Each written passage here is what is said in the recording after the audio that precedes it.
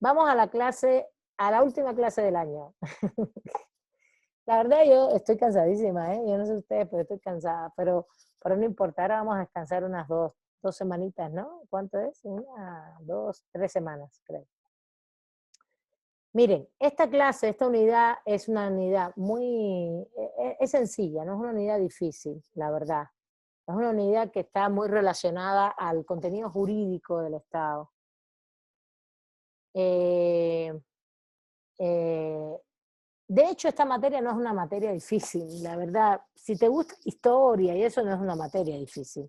Si no les gusta la historia, pues puede resultarles un poquito difícil, pero las lecturas no son lecturas, excepto un poquito las de Bobbio al inicio, que sigo pensando que son lecturas que tengo que revisar bien esta última de Bobbio también, que son lecturas que refieren a muchos autores que a lo mejor ustedes no han leído, entonces les resulta un poco pesado, ¿no? Leerlas y entenderlas y todo. Pero algunos de ustedes sí lo han leído, sí han leído estas lecturas, porque vienen de otras carreras, etcétera, entonces tampoco les resultó tan difícil. Bueno, esta tercera unidad está dedicada completamente a estas 3 clases. Vamos a ver justamente los rasgos y las funciones del Estado desde el punto de vista del contenido jurídico. Por eso incluso es el del Manual de Teoría del Derecho de Julio Fernández Bultet, que es un cubano, que es el que han venido leyendo, leyeron algunas cosas de él, el de tipos históricos de Estado. Pero lo importante acá, y me interesaba mucho, era justamente el punto el punto de poder definir jurídicamente el Estado. ¿Dónde estamos jurídicamente con el Estado, no? Desde el derecho, desde la disciplina del derecho y no desde la teoría política o la filosofía política exclusivamente. Para eso hay una serie de rasgos del Estado que define el autor que son muy claros, no sé si alguien los quiera comentar. Después de los rasgos hay una serie de cuestiones que son los elementos del Estado, cuáles son los elementos esenciales del Estado. Y aquí sí hay una división para el derecho internacional público y específicamente, bueno, primero los elementos esenciales del Estado, después los elementos del Estado frente al derecho internacional público. Esto es importante porque justamente el Estado tiene una función frente al mundo global. Es diferente sus elementos hacia lo interno. A ver, sus elementos esenciales son muy importantes hacia lo interno, hacia el territorio, pero también eso los identifica hacia lo externo. Por eso se habla del derecho internacional público. Y después viene el punto de las funciones del Estado, que no son, que son diferentes. Una cosa son los rasgos, otra son las funciones. Eso, por ejemplo, los que están conmigo en legalidad social del derecho, lo hemos visto, y es muy diferente. Una cosa son los rasgos siempre implican las características de algo, y las funciones son los fines, los objetivos, hacia dónde va, qué es lo que quieren hacer.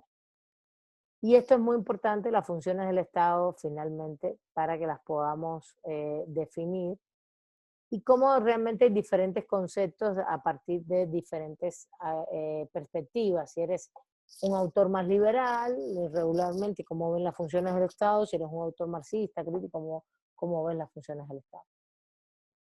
Eh, eh, por otro lado, después vamos a ver, voy a revisar el capítulo de Bobbio, eso lo vamos a ver ya en enero, justamente sobre las formas de Estado y formas de gobierno. Recuerden que una cosa es las características esenciales del Estado desde el punto de vista jurídico y sus rasgos y funciones, y otra cosa es cómo el Estado se forma. Justamente formas de Estado, formas de gobierno, es cómo se forma, cómo se organiza. Son dos conceptos, y son dos conceptos diferentes. Una cosa es cómo se organiza el Estado y otra cosa es cómo se organiza el gobierno. No, son dos cosas diferentes. En México esto no se ve tan claro porque el Ejecutivo es Estado y gobierno a la vez. Pero en muchos países sí es muy claro porque el Estado y el gobierno están delimitados, separados. ¿No? Son personas diferentes, estructuras diferentes. Y entonces ya hemos visto varias, ¿no? Ya hemos visto varias cosas porque yo les hablé de la monarquía parlamentaria inglesa, les hablé de la república presidencialista federalista de estadounidense. Bueno, eso se los hablé en legalidad, ya ven, confundo todo. Bueno, en teoría del derecho más bien. Pero las formas de Estado, formas de gobierno están vinculados a cómo se estructura, y es repúblicas, monarquías, después de esa estructura viene otro tipo de organización gubernamental. Si esas repúblicas, esas monarquías, qué tipo de organización tienen, y unas son parlamentarias, semiparlamentarias, presidencialistas, ¿no? Entonces ahí hay una serie de elementos. Y la verdad es fácil, no es difícil el tema, ¿no? También está el tema de la democracia, que es un tema muy discutido, que para mí es un tema muy interesante, muy importante, el cual podríamos dar solo un semestre, que es la democracia. Empezando por sus orígenes, que no son griegos, sino hebreos, el domos es el espacio donde se reunía la gente, el domo, el espacio donde se reunía la gente a conversar, a dialogar. Como hoy el domo, que es un espacio cubierto, el domo era eso, y de eso después se convirtió en el demos, que el demos viene de demiurgo, el demiurgo viene de pueblo, de la gente, de la ciudadanía en Grecia. Es interesante, son conceptualizaciones que vienen del idioma más bien. Pero bueno, nosotros no nos vamos a meter en todo eso. Podemos dar un semestre, les decía, de todo eso. Solamente de democracia. Y dialogar de formas de relación de la política. Pero bueno, entonces esa es la segunda parte. Tengo puesto ahí otro capítulo que es sistema político de la sociedad. Vamos a ver si nos da tiempo. De todas maneras, ahí está la lectura, la pueden hacer y podemos no darla y no llevarla a ningún examen tampoco. Pero no creo que nos dé tiempo. Bueno, vamos a la clase de hoy. ¿Pudieron leer algo como para participar y hacer preguntas? Araceli dice que sí. Bueno, a ver. ¿Quién me dice cuáles son los rasgos del Estado? Empezamos por la primera parte. ¿Cómo el autor define los rasgos del Estado? Yo, profesora. Sí, dale, adelante, Araceli. En la lectura dice que el poder público o el poder político público, ¿no? Es uno de los rasgos. Muy bien. Y lo que yo leí de la lectura y como me acuerdo, decía que Platón afirmaba que el Estado debería de ser para los hombres sabios o de oro, que era el poder que ejercía por su inteligencia o para ordenar o adecuar a la sociedad. Ese era uno de los ejemplos. Y otro era, espérenme, me acuerdo. ¿Pero qué querría decir el poder público político? Que ese es un rasgo del Estado. ¿Por qué el Estado tiene ese rasgo? La conceptualización es tener el poder, porque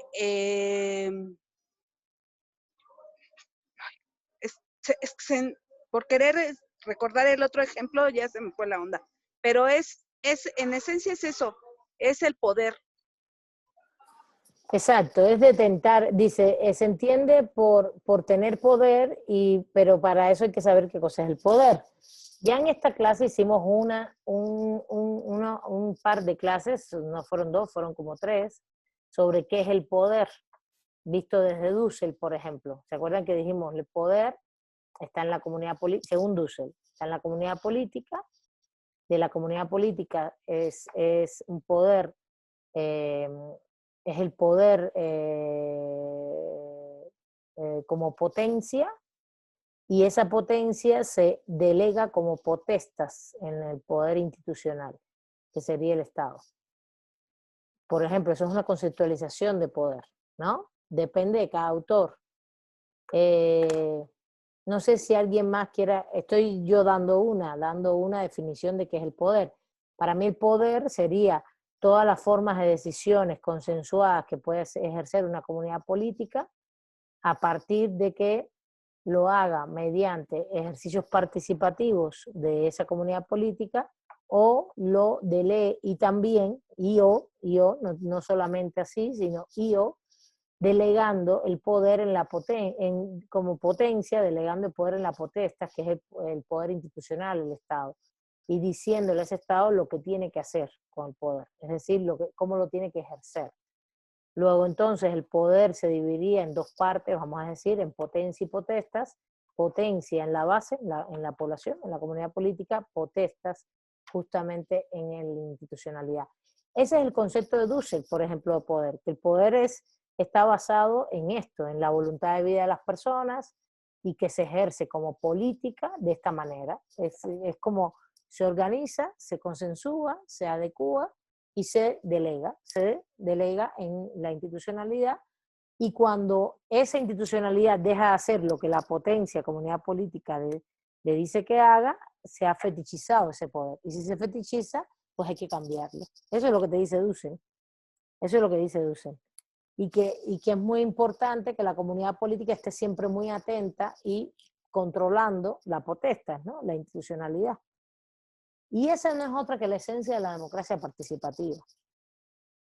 La democracia participativa es esa. No más que la democracia participativa es un procedimiento. Es el procedimiento. Es el de que tú eres comunidad política. Cuando digo comunidad política estamos hablando de obreros, campesinos, trabajadores, la población.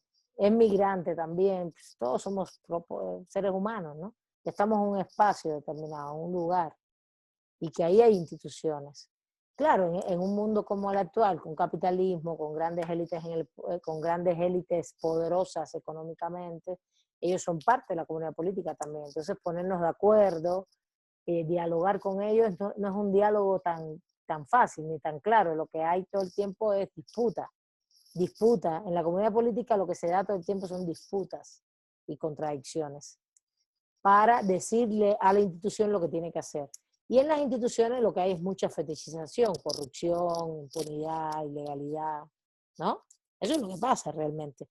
Y entonces, porque ellos en vez de mandar mandando, mandan obedeciendo, en vez de mandar obedeciendo, disculpa, mandan mandando. Entonces, se fetichiza. Entonces, ¿qué debe hacer la comunidad política? Cambiar a ese poder institucional. Y eso pasa en el fondo sí pasa, aunque creamos que no.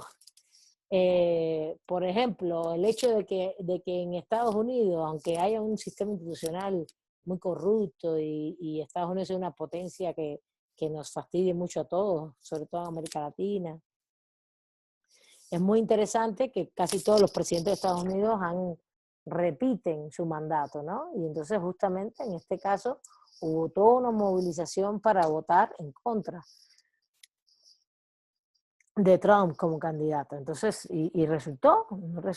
Entonces, esos son como esos movimientos que se dan en la comunidad política, que en estos momentos solo se da mediante vías electorales. Pero bueno, si ustedes, por ejemplo, ya les di la clase pasada del nuevo constitucionalismo latinoamericano. En el caso de Bolivia, Venezuela y Ecuador. En Venezuela y Ecuador fueron vías electorales completamente. Pero Venezuela había tenido previo no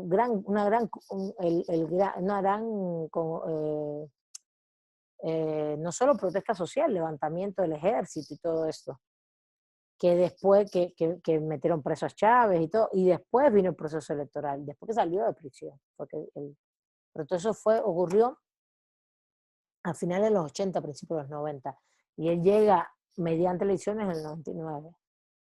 Y en el caso de Bolivia, no, en el caso de Bolivia la gente se levantó por el tema del agua y los movimientos en defensa del agua.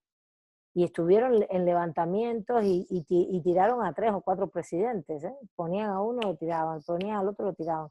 Duraban 100 días, duraban 3 meses, así fue hasta que hubo una elección que a ese movimiento popular lo satisfizo. Entonces, no crean que eso no ocurre, lo que dice Dussel hasta cierto punto. Lo que pasa es que Dussel lo escribe de una manera que uno dice, pues eso es ideal. ¿Se acuerdan Gabriel, que no ha venido a la clase hoy? Dice, eso es bastante ideal. Bueno, es ideal que yo pueda dialogar y debatir con nosotros, ciudadanía, podamos debatir con las élites económicas. Pero hay un campo de disputa político, hay un campo de disputa. Y si la gran ciudadanía sale a la calle, se moviliza y toma un presidente, la élite económica no puede hacer mucho. Podrá después hacernos cosas económicamente, pero siempre han tenido que hacer cosas. A ver, Alessandra, adelante, corazón, ahora sí.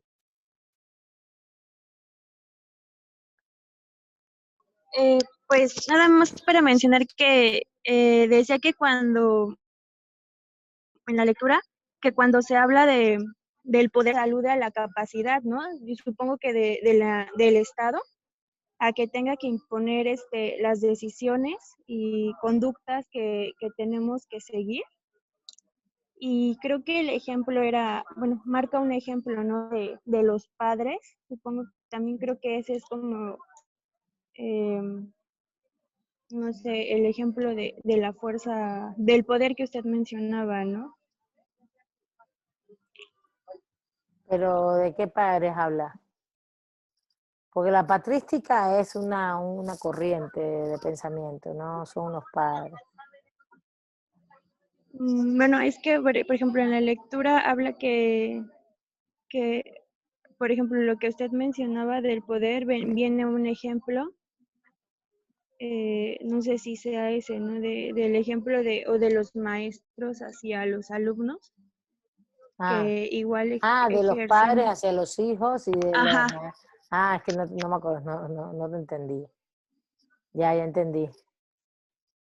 Bueno, pero lo que está diciendo es que siempre hay poder, ¿no? Que hay un poder siempre. Eso lo vimos en la unidad. No, acá lo vimos la relación del poder político en la unidad 1, pero dice, al final el poder siempre está, no vivimos en relaciones de poder, ¿no? Hay quienes tienen más poder económico, otros que tienen más poder político, o más poder, o poder simbólico, cultural, por ejemplo, el poder del patriarcado, o el poder, ahí depende de tu situación en la sociedad. Pero todo lo que hacemos en la vida y todas nuestras relaciones sociales están mediadas por relaciones de poder, ¿vale? En la familia, en la economía, en la cultura, en la escuela, en el trabajo. Entonces, eso es un hecho, pero justamente aquí el factor fundamental es, estamos definiendo el poder público político. Por eso estaba hablando de Dussel y cómo lo definía Dussel. ¿Está bien? Y el autor da varios ejemplos, no solo de estos, también da ejemplos de autores. Y esto es importante, porque justamente los autores definen los poderes públicos, políticos, de diferentes puntos de vista. Una cosa es lo que se decía en la antigüedad griega, otra cosa es lo que se puede decir hoy en filosofía política, pero hay muchas escuelas y muchas tradiciones. ¿Está bien? Bueno, ¿alguien quiere referir a algún autor de los ejemplos que pone el autor? ¿No leyeron? Si no leen, pues imposible.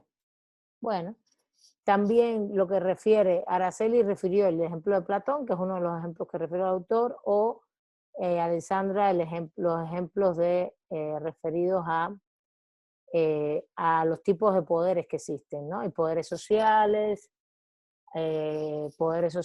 poderes económicos, pero el poder político es justamente, está relacionado a grupos que acceden y hacen relación con la política en cuanto al acceso a qué, a ese poder institucional, por ejemplo.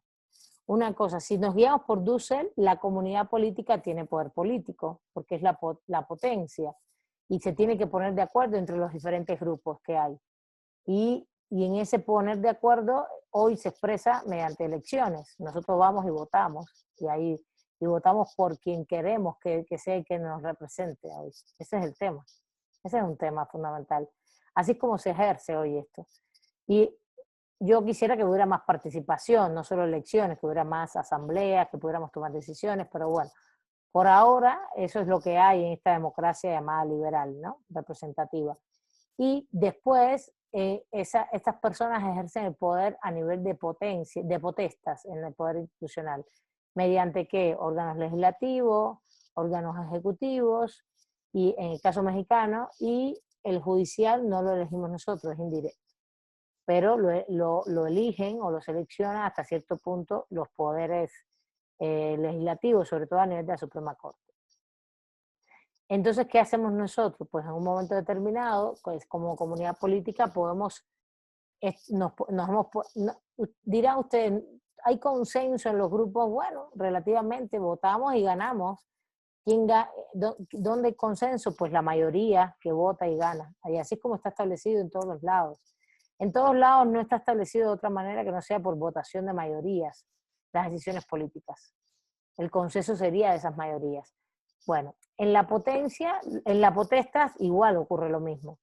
Hay grupos políticos diferentes y hay consensos en función de que se puede, y si no hay consensos, pues hay voto de mayorías y gana la mayoría.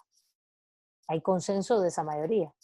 Eso es lo que está diciendo Dussel y eso es un poco lo que está pasando. Entonces, por ejemplo, aquí hay una definición muy interesante que dice: el poder político tiene íntima relación con los intereses de los grupos a los cuales pretende homogeneizar para dominarlos, no obstante las diversas motivaciones y fundamentos que tiene cada grupo en la sociedad. Al final, estos grupos tienen valores, tienen ideología, tienen cultura, tienen toda una serie de formaciones y también intereses como grupo. Nada que perder por ser clase trabajadora, mucho que defender, no sé, determinados intereses grupales y sociales, como salud gratuita, educación gratuita, y otros intereses de grupo, como es la clase de élite, sus intereses de empresariales, por ejemplo, de ganancia, utilidad. Y en esa va a ser siempre la disputa, ¿no? Esos grupos van a estar motivados en su disputa. Entre los grupos hay disputas entre los grupos y interna también en algunos grupos, depende de cómo estén las relaciones de poder. Y algo muy importante que dice el autor es que el poder político no solo es llegar al poder, al poder de la potestas, a la institucionalidad, sino que está relacionado con la economía y con la cultura. Y esto es muy relevante, ahí cita Gramsci, lo cita también más adelante, y refiere todo el tema de la hegemonía de Gramsci. ¿Por qué? Porque justamente lo que no podemos pensar es que nosotros, que lo político está separado de la economía y la cultura. No, justamente lo que planteamos desde unas perspectivas críticas, no marxistas, es que como mismo lo decimos para el derecho, también lo decimos para el Estado. Que el Estado tenga una institucionalidad que hoy se accede mediante elecciones, etcétera, etcétera, y que uno allí en el Estado pueda ejercer ese poder que te ha dado la comunidad política, que te le ha delegado, eso no está separado de todos los procesos económicos en los cuales la sociedad misma se desarrolla junto con el Estado, en esa sociedad, y con todos los temas culturales que hay. Luego, entonces, es importante tener presente que todo el ejercicio del poder está permeado y vinculado a las relaciones económicas. Luego, entonces, hay grupos de intereses económicos diferentes. Por ejemplo, los que somos trabajadores, los que nos interesa lo social, tenemos determinados intereses. Y los que incluso, y dentro de nosotros también hay determinados grupos. Si eres un pueblo indígena, tienes determinados intereses. Si son pueblos campesinos, también tienen determinados intereses. Y nosotros somos más bien población urbana, tenemos otros intereses, ¿no? Y algunos son estudiantes, otros son obreros, otros somos trabajadores, profesionales, otros de la educación, algunos profesionales, otros obreros, otros con oficio, no importa, trabajadores todos. Aunque también implican intereses varios. Ahora, eso está relacionado con la economía, en qué situación económica no solo vivimos, sino en qué condiciones estamos desarrollándonos. Y también con la cultura, y esto es muy importante. ¿Por qué? Porque la cultura, no recuerdo si en esta clase al inicio del curso se los mencioné, pero hay un elemento fundamental que sí el autor menciona aquí en el capítulo, que tiene que ver con el concepto de hegemonía de Gramsci. de Antonio Gramsci. Antonio Gramsci, el italiano, el autor italiano, el marxista italiano, que plantea que justamente, yo se lo recomiendo mucho a todos, que justamente la política no solamente es un proceso de dominación y de estructuración del poder mediante la economía, sino también mediante la cultura. Y esto se da justamente mediante los procesos culturales, los procesos económicos e incluso el Estado con su factor coactivo ejerce dominación, ejerce dominación. Todo lo que tenga que ver con el Estado, el derecho, el Estado del Derecho vinculado al uso de la fuerza legítima, implica dominación, todo esto. A ver, se los estoy poniendo en el chat para que lo vean. Implica dominación. Mientras todo lo que tenga que ver con la cultura implica hegemonía. ¿Por qué Gramsci separa esto? Y Gramsci lo que está viendo es que el Estado, si es una institucionalidad que ejerce la política, y la ejerce mediante el derecho y con el uso de la fuerza legítima, pero también necesita consensos y todo esto. Pero este consenso se genera sobre todo con la cultura y la hegemonía cultural. Y no solo desde el Estado mismo, sino en todo el proceso de desarrollo social.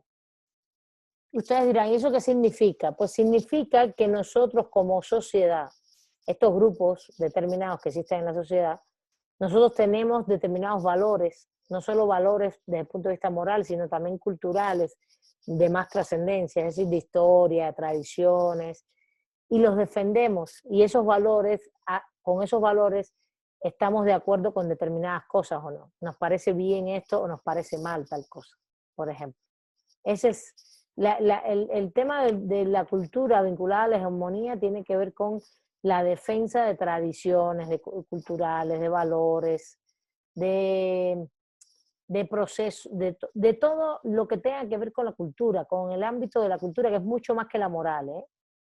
La cultura son tradiciones, son procesos de identidad, de defensa de valores. Los valores están internos, pero de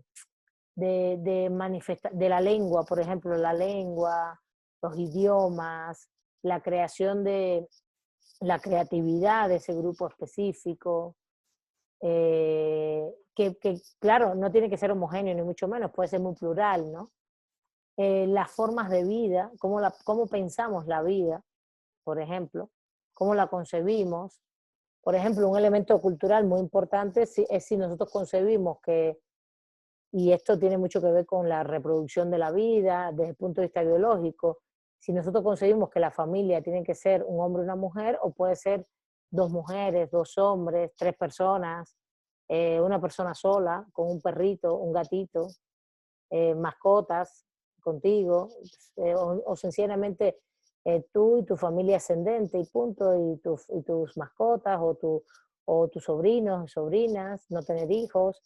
Esos conceptos son conceptos culturales, no son conceptos que están acá, porque veo a muy pocos. Están solo Alessandra, Marisela, Sí, Ricardo, profesora. Natalia. Sí, profesora, aquí estamos. Bueno, yo sé que es la última clase, pero hagamos un último esfuerzo. Aquí Esos estamos, conceptos profesora. culturales son importantes, son muy importantes, porque son procesos de cómo vemos la vida, de cómo la percibimos, de cómo nos queremos desarrollar. Y todo eso, esto es muy relevante, porque aunque no lo crean, desde cómo uno debe desarrollarse en la vida, qué uno debe hacer en la vida, ¿no? Estudiar, trabajar, ser qué en la vida, ser qué. Porque es muy digno también tener estudios y tener otros, no tener estudios y tener otros saberes, ¿no? Pues una persona que es campesina y sabe cómo se dan los cultivos y cuándo hay que cultivar qué cosa y qué sustancias hay que usar y cómo se crían animales, para mí es un saber impresionante que yo no tengo, ¿entiendes? y claro, es un trabajo duro porque es un trabajo al aire libre, es un trabajo al sol, es un trabajo donde hay lluvia, pero es un trabajo como pueden ser otros trabajos duros. A lo mejor para esa persona es, no manches, sentarse a dar clase, hablarle aquí a estos muchachones que están y muchachonas que están en una pantalla que no me ven ni nada, ni me hacen caso. Debe ser duro, dirán ellos. Y, me, y, aquí, Sí le y hacemos aprendí. caso, profe. Estoy fastidiando un poco. Estoy para que se despierten un poquito. Entonces, y ellos dirán, y además tenés que aprender todos esos libros, que fastidieta, ¿no? Entonces, la verdad, yo creo que todos los trabajos son dignos siempre y cuando sean honestos y lo que creo sinceramente que todos llevan saberes. Entonces, bueno, todos lo que somos y lo que estamos siendo son procesos culturales. Y entonces ahí donde dice Gramsci, voy a cerrar para darles, creo que, no sé si, que aquí Araceli decía que Joaquín Quiroga dice que el poder está referido siempre a una relación entre hombres o entre grupos de hombres, de personas, Araceli, de personas, que también estamos las mujeres, unos que mandan y otros que obedecen. Bueno, eso es otro. Al final, lo que estamos refiriendo al concepto de hegemonía y cultura dentro de ese proceso donde están los diferentes grupos, que no solo es un tema económico y que no solo es un tema del Estado, eso es importante. El poder público político, si bien se identifica con el Estado, está relacionado con la economía y con la cultura. ¿Por qué está relacionado con la economía? Por los poderes de intereses de grupos económicos, que en un sistema capitalista se ven mucho más claros todos. ¿Y por qué con la cultura? Porque todos tenemos grupos de intereses también y tradiciones culturales. Y todas esas formas de vida las defendemos como algo bueno o malo, y eso se va a reflejar también en la política, en los estados, en las elecciones, en los procesos. Y esto es muy importante, porque Gramsci lo que nos explica es que realmente el capitalismo, por ejemplo, no domina solo económicamente, también nos domina culturalmente. Hay un proceso de dominación cultural. ¿Por qué? Porque nosotros reproducimos su patrón de consumo. Y reproducimos su patrón de consumo y sus patrones de vida. Por ejemplo, ay no, yo sí quiero, por ejemplo, eh, tener un trabajo y seguro que en ese trabajo que voy a tener voy a ser exitoso y me voy a comprar una casa y me voy a comprar esto y me voy a comprar lo otro. Ese patrón de vida de trabajar para comprar cosas, por ejemplo, muy capitalista, para adquirir bienes que no son, tú puedes tener bienes esenciales y bienes que además te satisfagan espiritualmente, que a lo mejor no son esenciales, pero son importantes. Por ejemplo, a mí me gusta, no sé, un cuadro, los cuadros, o me gusta la música, me encantan los libros, tenemos una gran biblioteca nosotros, ¿no? Pues bueno, sí consumimos ese tipo de productos, ¿no? Nos interesa estar bien con determinadas cosas, pero a lo mejor algunas son básicas y otras no son tan básicas, pero tampoco es porque, por ejemplo, yo quiero tener un carro un auto este año, el próximo año voy a comprar otro y este lo voy a vender, porque de este año ya se fue el año, y así sucesivamente, ¿no? No lo usé este año porque hubo pandemia, pero lo quiero vender. No, bueno, ese es el modelo de consumo que nos venden, ¿no? Y ese es justamente el que Gramsci dice que ese modelo del capitalismo cultural, en el cual incluso estamos alienados, porque lo que dice es que nos alienamos, alienación, es decir, estamos enajenados en ese proceso, todo lo que hacemos lo hacemos en función de ver cómo consumimos y cómo satisfacemos una serie de necesidades que incluso a veces no son tan necesarias. Y que el capitalismo te las pone en la mesa. Si ustedes van a un lugar, por ejemplo, y ven todo lo que se vende, pues llega un momento que tú dices, yo quiero esto, si tienes dinero, quieres comprarlo todo, pues no todo hace falta, ¿entiendes? Y ya empezar con esa conciencia que tiene que ver con el consumo y después con la otra, de que evidentemente todo esto está asociado a un proceso de deuda de vida. Por ejemplo, si ustedes miran a Estados Unidos, la gente se casa, tiene hijos, va a la iglesia, no sé qué, y toda la vida trabaja endeudados por la educación de los hijos. Y endeudados porque hay que pagar un seguro que no nunca es público, ¿no? Entonces, la gente ni lo cuestiona. Así es, y así es, y así voy, y trato de tener siempre un trabajo mejor. Estados Unidos es una sociedad en la cual se expresa muy, muy claramente esto, porque las sociedades latinoamericanas son más diversas, más complejas. Tenemos poblaciones indígenas que no, no viven así, poblaciones campesinas que tampoco viven así, aunque puedan vivir también en un estado de pobreza complejo, pero pobreza entre comillas. Hay poblaciones que no les que como viven les interesa vivir así también. Hay que tener cuidado con eso. Esa cosa de que tener que vivir en, no sé, ¿se imaginan? No les importa vivir en la ciudad es horrible para ellos, empezando por ahí, no, empezando por ese punto. Creo que alguien ya había levantado la mano y no sé, no la vi, o no lo vi, no sé, no me acuerdo ahora, me pareció que alguien levantó la mano. Si alguien levantó la mano, adelante. Yo, profesora. Ah, eras tú, yo sabía, yo Sí, estaba casi segura que eras tú, pero no me acordaba. Dime. sí, que le andaba, bueno, era como un comentar, ¿no? Que estos modelos de, bueno, estas formas de vida que siempre nos las han vendido, ¿no? Desde un inicio, cuando, donde teníamos como nuestro primer medio de información, que era la televisión o las noticias, que, que nos decían, ¿no? Que si te vendían, no sé, tal aparato, pues si no lo tenías, no estabas como, este, en sintonía con la sociedad, ¿no? Y pues yo creo que ahorita vemos mucho eso yo lo he visto mucho aquí en donde vivo, que sí, o en hasta en los mismos círculos, ¿no? En los que con los que nos rozamos, que si no tienes tal teléfono, o sea, no estás como en sintonía con nosotros, ¿no? O no sabes de qué estamos hablando, ¿no? Vaya. Entonces, siento que ahorita Exacto. estamos pasando mucho por eso, ¿no? Con los teléfonos, con los iPads, hasta con las televisiones, ¿no? Si no tienes una pantalla plana y tu televisión es todavía con caja atrás, no estás en esta época, no eres de esta época, ¿no? No, e incluso, a ver, yo diría que hay cosas que son necesarias, tener un teléfono, tener una computadora, por lo menos para mí, para mi trabajo es imprescindible. Pues, tener un televisor, la verdad no es tan necesario para nosotros, pero como nos gusta tanto ver cuestiones históricas de series, películas y eso, por eso lo compramos hace unos años. Pero el televisor nuestro tiene como, qué sé yo, como 10 o 12 años y está perfecto, ¿entiendes? Y para nosotros tener otra cosa, más no sé qué, que haga no sé qué, no nos interesa, ¿entiendes? Ese nivel de consumo porque sí, no, no, no. No, porque ahí es donde hay que poner el límite y tú dices no. Y el tema del teléfono es muy buen ejemplo, porque los jóvenes hoy creen que es muy necesario tener, no, es que tengo, mire, el Huawei si tú vas a comprar algo así, ¿no? Yo, por ejemplo, que a veces desde Cuba me piden que les compre, oye, cómprame un teléfono, no sé qué, siempre uno busca el más barato, pero que sea funcional.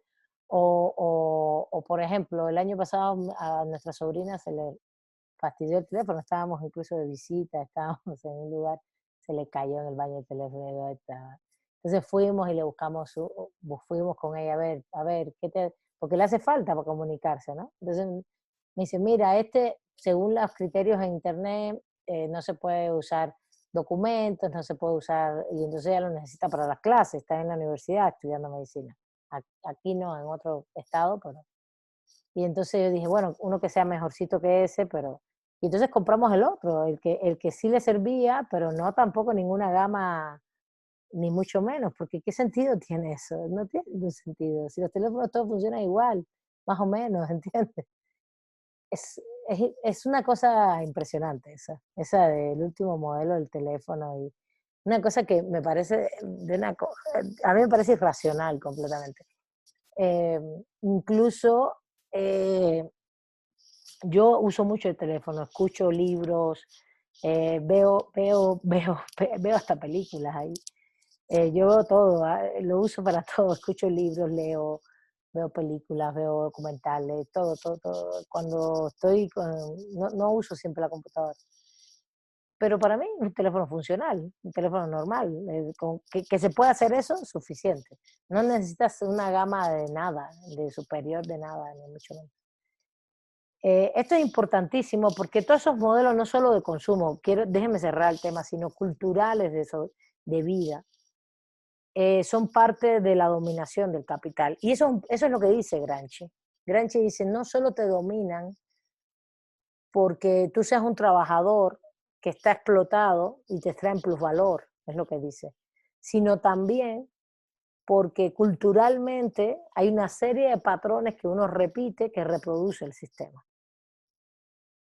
Claro, es difícil salir de ese patrón, de ciertos patrones de consumo, pero tú podrías tener un patrón de consumo básico, general, normal, y no tener, incluso hay gente que no tiene ningún un patrón de consumo mínimo porque apenas sobrevive.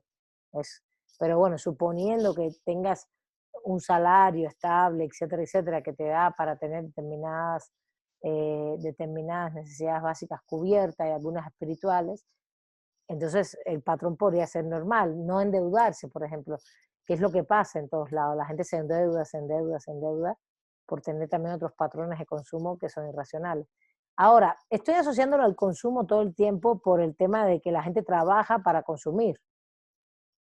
Bueno, hay gente que trabaja para vivir y comer, única y exclusivamente, mucha gente, pero también cuando tienes un poquito más de solvencia, empiezas a tener determinados patrones de consumo, y yo ahí es donde yo digo que hay que estar muy atento a no darle tu vida espiritual, económica al capital.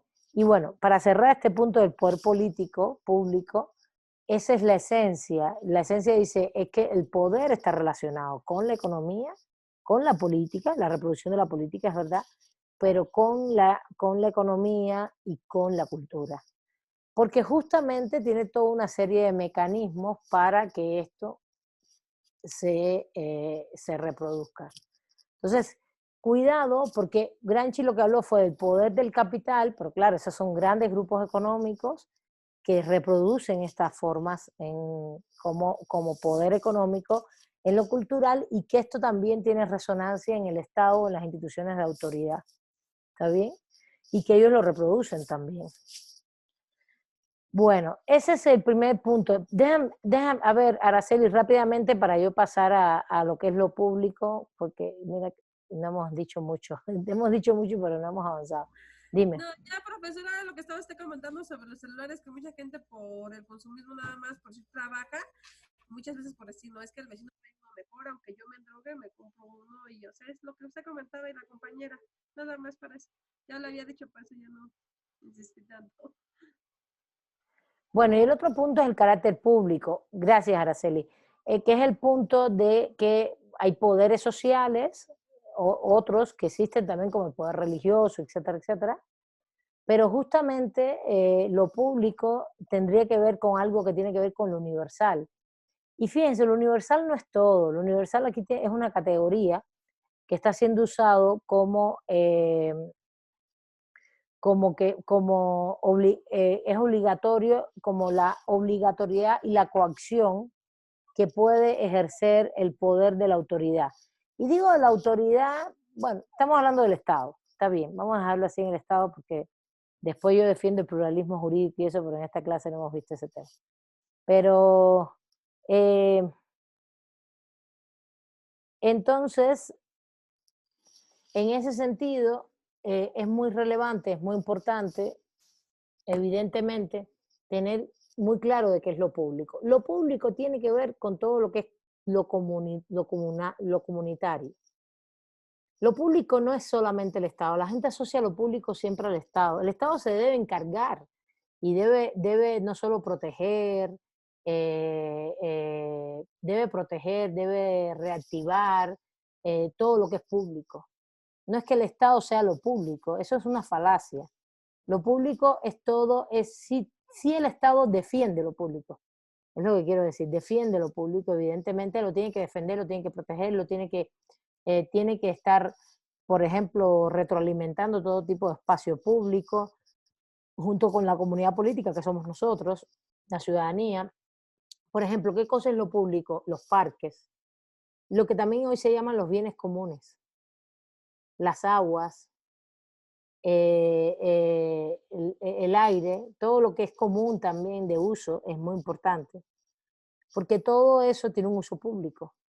Y es un uso público porque es un uso universal para todos y todas. Por eso se habla de que lo público es lo universal, dice el autor. Lo universal quiere decir para todos y todas. Tiene que ver como los derechos humanos. Luego, entonces, todo lo que tenga que ver, sí, y claro, ¿y por qué asocian lo público con el Estado? Porque el poder estatal se constituye en público en cuanto que es el que tiene que defender todo lo que es bienes comunes, todo lo que es lo público, y tiene que ejercerlo como tal. Pero realmente lo público es mucho más amplio.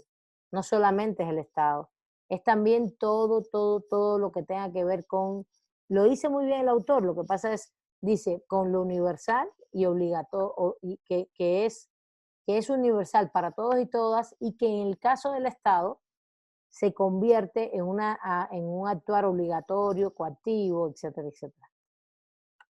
No sé si lo entienden. En Buena Lid hay que leer ahí, es las páginas 4 y 5. Es todo el poder que se ejerce y alcanza a toda la sociedad.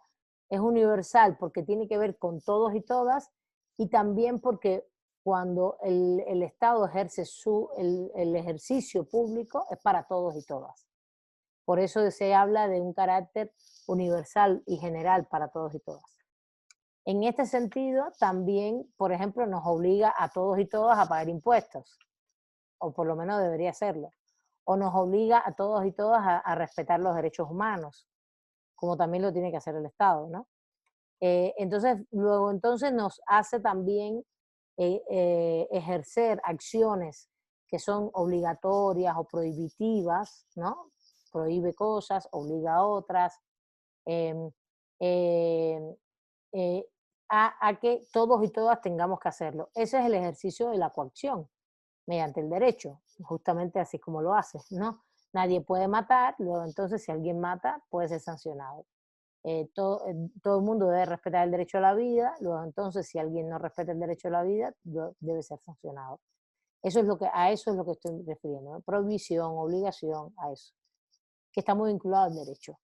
Y entonces el poder público político es eso, el poder político público es eso, un poder político que tiene que ver con la economía y con la cultura, que ejerce no solo elementos coactivos, coercitivos mediante el derecho universales, que sería el carácter público, sino también que está interactuando mediante grupos de intereses en la economía y en la cultura. Y en la cultura hay procesos de dominación también de grupos e intereses, mediante reproducciones de sistemas y de vida.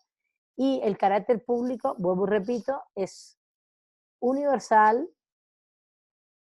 Y cuando hablo de universal, quiero que vean dos aristas. Es que el autor lo explica, pero se va más por la línea coactiva y obligatoria, pero es universal porque es para todos y todas.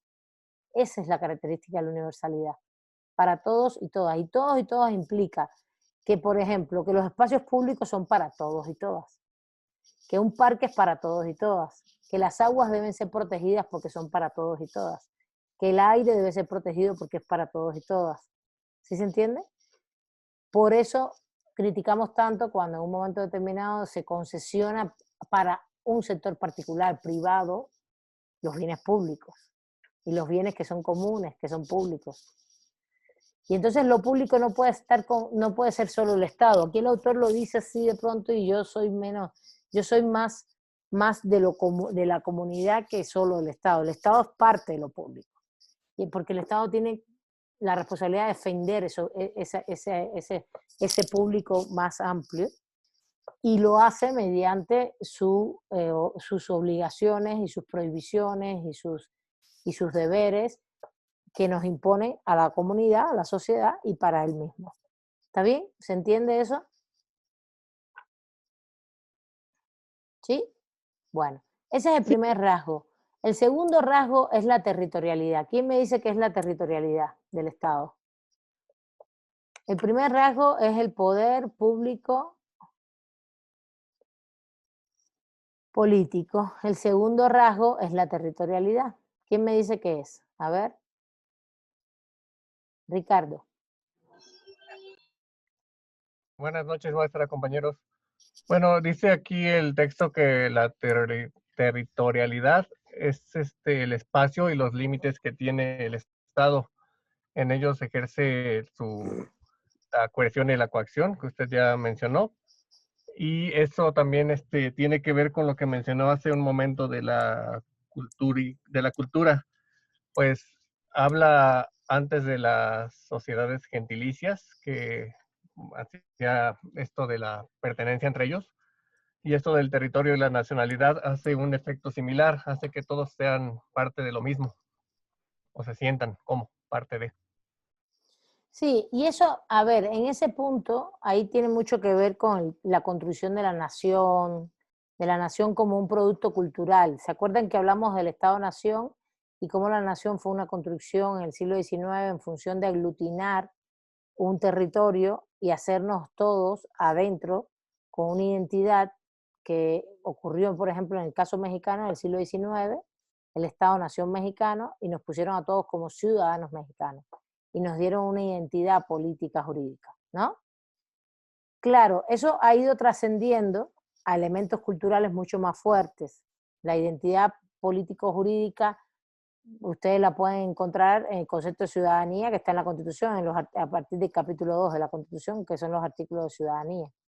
Y ustedes dicen, bueno, pues yo soy ciudadana mexicana, por ejemplo, en mi caso, por naturalización, y casi todos ustedes, imagino, no sé si alguno lo es por naturalización, casi todos ustedes por nacimiento, o todos y todas. Entonces ya ahí hay una identidad jurídico-política. Bueno, no, hay una categorización, no una identidad. Tú eres ciudadana mexicana porque la ley te dice que puedes serlo. Pero la identidad está vinculada a tradiciones culturales, evidentemente. Y si bien el Estado-Nación se fue conformando en el siglo XIX, finales del XVIII, en todos los países del mundo, y ha ido conformándose históricamente, y tiene una funcionalidad del capitalismo y todo esto, es un hecho que hoy los conceptos de nación y nacionalidad son importantes, de nación son importantes para identificar culturas, ¿no? La cultura mexicana tiene un proceso que tú no puedes decir cuáles son sus identidades, más o menos generales. Incluso si la pones cada vez más global en México, vas a ver que arriba hay 3. Y si lo vas bajando a los territorios, vas a ver que van aumentando los procesos culturales. Y si llegas a una comunidad indígena, a lo mejor no es que se sientan tan mexicanos, la mexicanidad está en un segundo lugar, pero su identidad cultural está vinculada a su pueblo como tal. Son soxiles o sexales o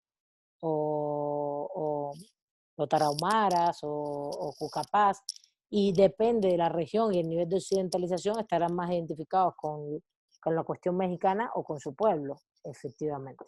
Y eso es ser nación es ese proceso cultural, no está vinculado solo al país.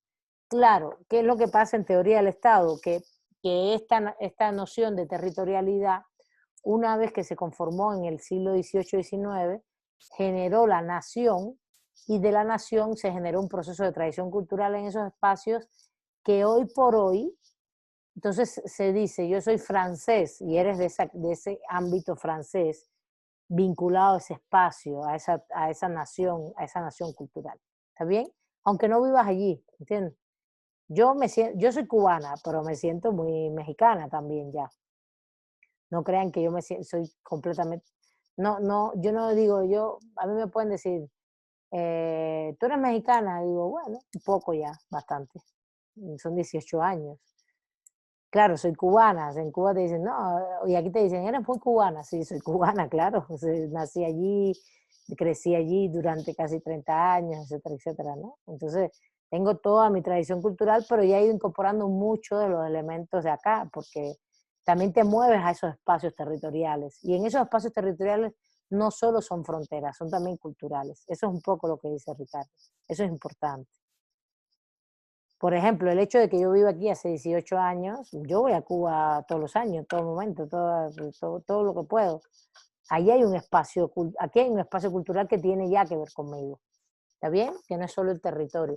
Y más, hay un vínculo jurídico-político. Yo soy ciudadana por naturalización. Y si no lo fuera, soy residente. Da lo mismo. ¿Entienden? Pero hay que diferenciar mucho ese vínculo jurídico-político de la identidad cultural. Dime, Jacqueline.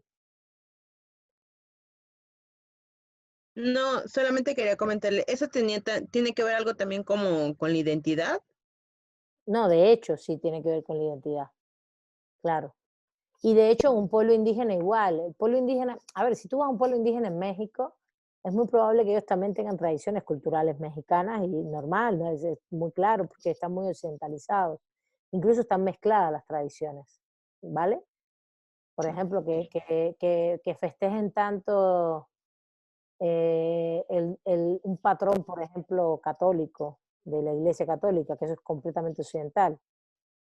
Que tenga un patrón. Cuando digo patrón o patrona me refiero a un, ¿cómo se llama esto? Una virgen, un santo, que lo festejen, pues, un santo, Sí. cosas así, que viene de esa tradición. Pero eso no quita que sea una comunidad indígena, ¿entiendes? Y que eso es parte de sus festividades y parte de sus tradiciones y que esté mezclada entre lo occidental de la conquista y sus tradiciones anteriores, por ejemplo. Sí, Y es claro. parte de su nación y su identidad cultural, claro. Y ellos se dicen soxiles, por ejemplo. Y festejan a un santo que es de la Iglesia Católica. No importa eso. Hay un proceso ahí de transculturación también, de transformación de la transculturación y transformación de la cultura, ¿no? De que la cultura no es estática, ni puede ser muy milenaria. En México, evidentemente, cuando tú miras México, tú dices, no manches, esto es una cultura milenaria. Sí lo ves, pero lo ves, ¿dónde lo ves? ¿Dónde se ve la cultura milenaria en México? A ver, ¿quién me lo dice? Por ejemplo, en las tradiciones, como puede ser el Día de Muertos, por ejemplo.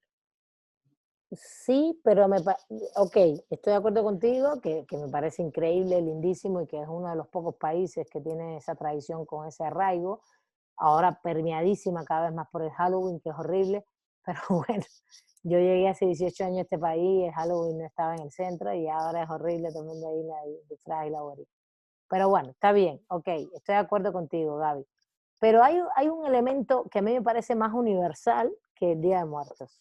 El Día de Muertos tiene todas esas mixturas, hay lugares en el norte donde no se festeja tanto. También es interesante porque se ha como globalizado un poco, está lindísimo esto. Por ejemplo, yo nunca vi que mi suegra hiciera altar de muertos hace 18 años, 18 no, 17 que llevo con Luis, mi esposo. Antes no hacía y ahora sí lo hace. Y ella es del norte, de la frontera justamente. Y es muy interesante porque eso se va comunicando, ¿no? Se va comunicando y va también permeando. Y si tienes una pérdida, dicen, no, vamos a hacer un altar, está bonito. Y que se empasuchi, la comida, las velas, lo que se pone, ¿no? Podría ser, profesora, como el festejo del Día de las Madres, ¿no? Porque yo he visto que en todos lados como que le dan como su día, le Sí, pero festejan. eso es universal. Yo me refiero a México específico, algo que implique la identidad mexicana, lo que pasa es que ustedes quieren verlo en los festejos, nada más. Está muy bien lo que dijo Gaby, ¿eh? Podría ser el 12 de diciembre, que es cuando es de la Virgen, que se da universalmente. Ese tiene un puntito importante, muy relevante. Buenas noches, maestra. Muy relevante, el de la Guadalupana. Pero todos los pueblos tienen una Virgen, Araceli. En Cuba está la Virgen de la Caridad del Cobre y también se festeja. A lo mejor no igual con la fuerza de acá, porque acá todo el mundo es guadalupano y después de morirse cualquier cosa. Ser guadalupano es lo que es, siempre. Aquí dice Patricia, palabras de origen náhuatl, el lenguaje, algunas palabras. Todos los países tienen palabras, por ejemplo, Cuba, todo lo que es Cuba, todo lo que Cuba en sí, la palabra, yuca, por ejemplo, tenemos muchas también igual que ustedes. Ustedes tienen muchas más, evidentemente, que son originarias de las culturas indígenas. A ver, Hilaria dice algo que es justamente por donde yo voy. Alessandra, a ver, lo voy a decir ahora de Hilaria. A ver, Alessandra. Pues no sé, o sea, podría ser, no sé, como el cultivo, por ejemplo. Creo que sería parte de la cultura milenaria, ¿no? Cada ¿El cultivo identidad en de qué? México, ¿El cultivo de por qué? ejemplo, en la milpa tradicional, creo que ese es un claro ejemplo, ¿no?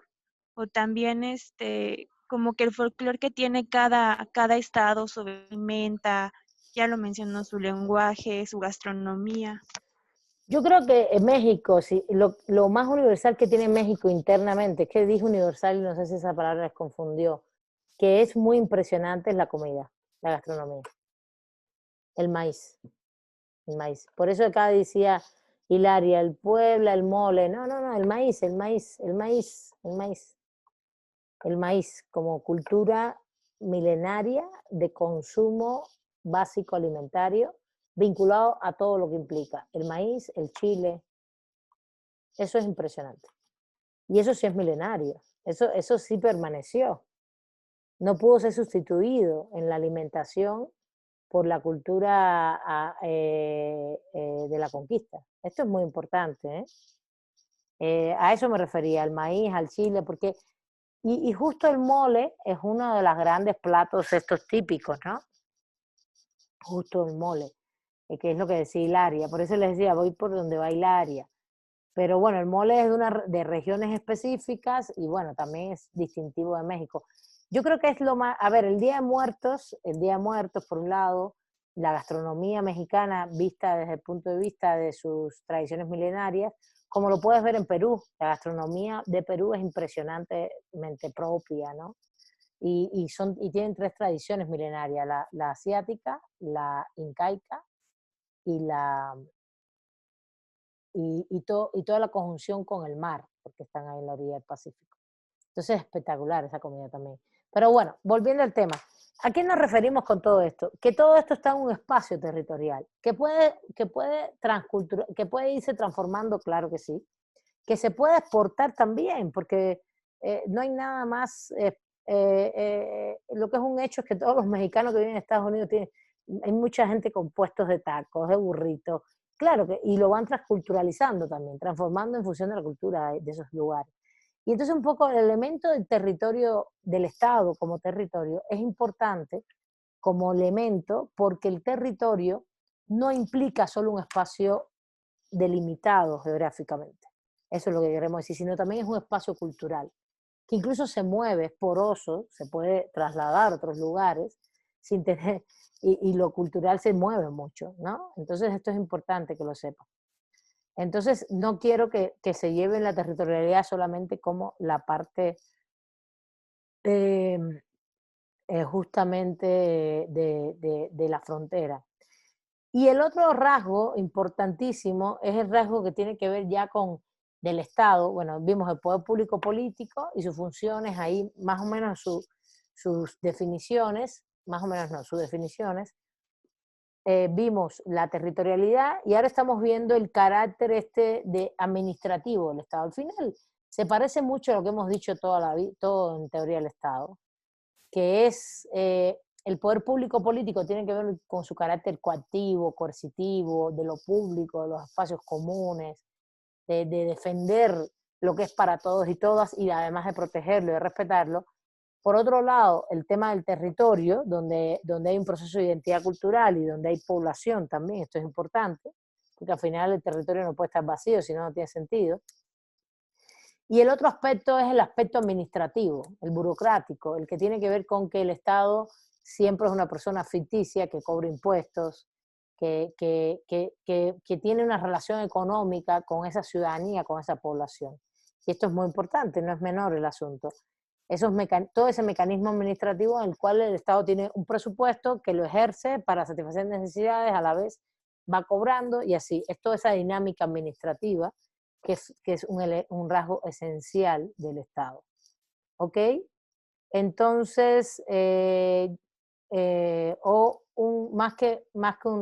estamos hablando de los rasgos del Estado, ¿vale? De los rasgos del Estado. Y con esto terminamos este punto apenas, ¿vale? De todas maneras, tenemos dos clases más para terminar.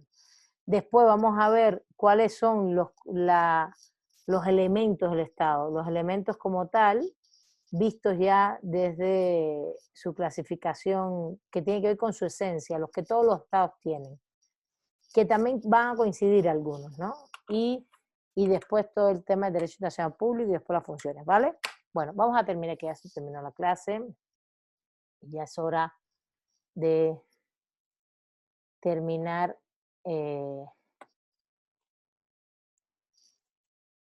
y despedirnos no del curso, pero sí del año, ¿vale?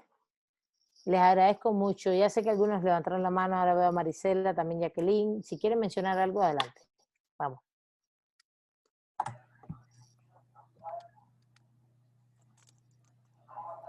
Maestra, perdón, estaba checando las lecturas de la unidad 3 del tema 2 y falta la de Norberto Bobbio. ¿Esa se va a subir después?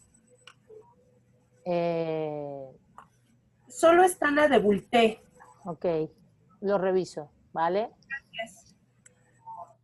A ver, ¿qué más, Jacqueline? ¿Querías comentar algo de la clase? No, ya no, profesora, se me olvidó bajar la mano, perdón. Muy bien. Bueno, muchísimas gracias a todos y todas. Pasen la lista. Les deseo lo mejor este fin de año y cuídense mucho. No dejen de cuidarse, que todavía hay pandemia.